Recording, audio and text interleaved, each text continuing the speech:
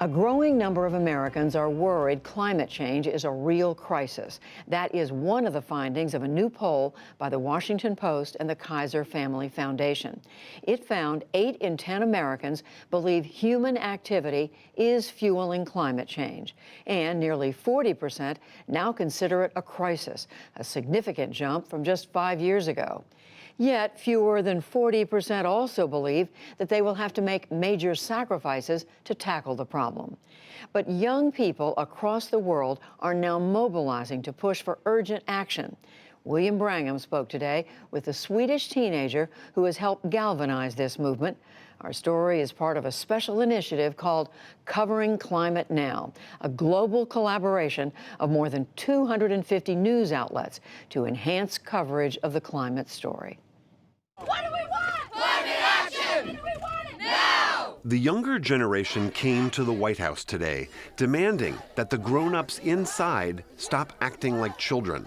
They said, acknowledge that climate change is a crisis and act accordingly. Hey, hey! Oh, climate change has got to go! Hey. Among the crowd was 16-year-old Greta Thunberg from Sweden. In the past 4 years, Thunberg, who has mild autism, has helped drive this youth climate movement. She's repeatedly called out world leaders for their climate inaction, like here at the UN Climate Change Conference in Poland. We have come here to let them know that change is coming, whether they like it or not. The people will rise to the challenge.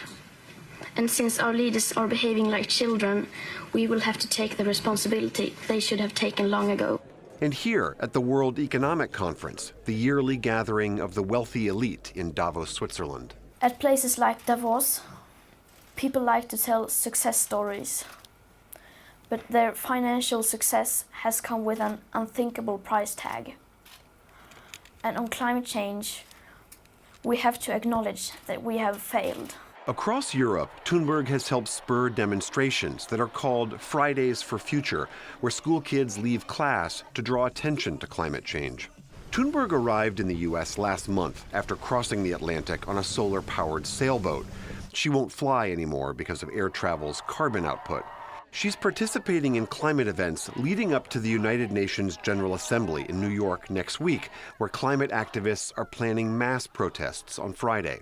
I sat down with Thunberg today and began by asking her how she first learned about climate change. I was completely unaware of everything as everyone else. And I learned about this in school. And I learned the basics, that the planet was warming because of increased greenhouse gases emissions. And that would lead to that the global temperature would rise. There would be more extreme weather and so on. And I just thought that if it's really as serious as they are saying it is, then why isn't it being discussed more? Why isn't it being a higher priority? So I started to read about it more and more, and then I started to understand how acute it actually was and is. Why do you think it is? Because a lot of other people read those same studies and understand those same facts, and yet they don't see it as the crisis that you see it as. Why do you think other people don't appreciate it that way? I don't know. Many people seem to have this double moral that they say one thing and then do another thing. That they say that the climate crisis is very important, and yet they do nothing about it. And like cognitive dissonance.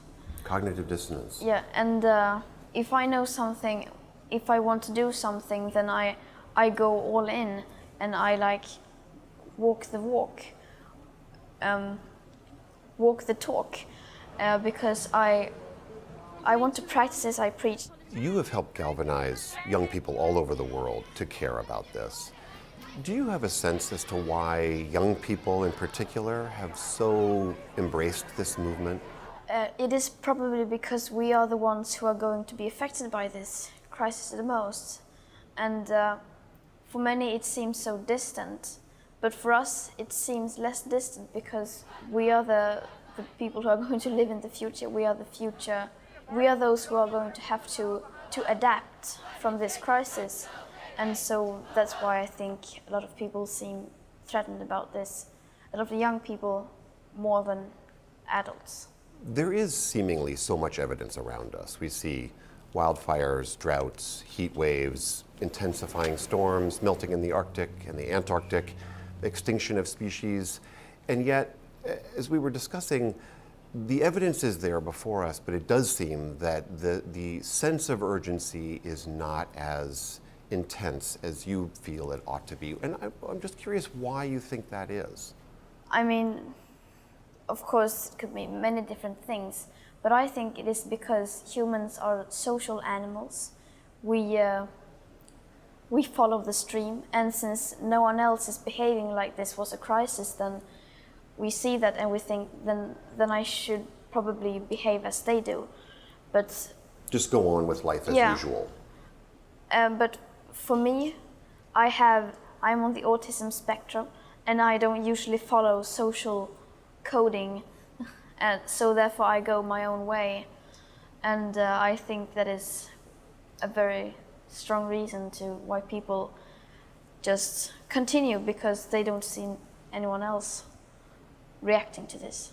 You think your autism in some sense has given you an insight into this, or a way to act in response to this that others may not have? That could be, definitely. As you know, we have a president here in the United States who seems dismissive of the science of climate change, and a political party, a major political party that goes along with that. He pulled out of the Paris Climate Accords. But even the nations that did acknowledge the severity of the problem and signed on to the Paris Accords, even those nations are really not living up to their commitments. So given that, why do you have hope that we will, as a global society, react?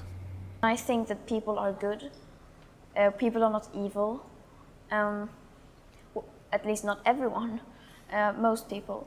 And so I think people are just simply unaware of the situation, and people are not feeling the urgency. I think that once we would start treating this crisis as an emergency, people will be able to grasp the situation more. All these climate movements that have played out during the last year or years is a proof of that. I don't think anyone could have predicted the school strike and the Fridays for Future movement to become so big, and many other movements as well. You took a solar-powered boat to come here because I know you're trying to reduce your own carbon footprint by not flying at all anymore. Is there a concern that if people are too focused on individual actions, like eating less meat or not flying as often, that they might be distracted from the much larger policy changes that you're talking about? Is that a worry that you have? Of course, that we focus on these isolated problems, that we talk about people need to eat less meat or something, if people focus on that. And then someone else says, no, it's much more effective if everyone stops flying, and so on. And then someone says, no, we need to drive electric cars. Yeah, or shut down the coal power plants. And but we need to focus on all of these things. And of course, individual change doesn't make much difference in a holistic picture, but it influences others around you. We need both system change and individual change. If people are listening to you, what one thing would you like them to take away from this? What one thing would you like them to do? Everyone can make a huge difference. We should not underestimate ourselves, because if lots of individuals go together, then we can accomplish almost anything. So that's what I want people to take out from this. Greta Thunberg, thank you very much. Thank you so much.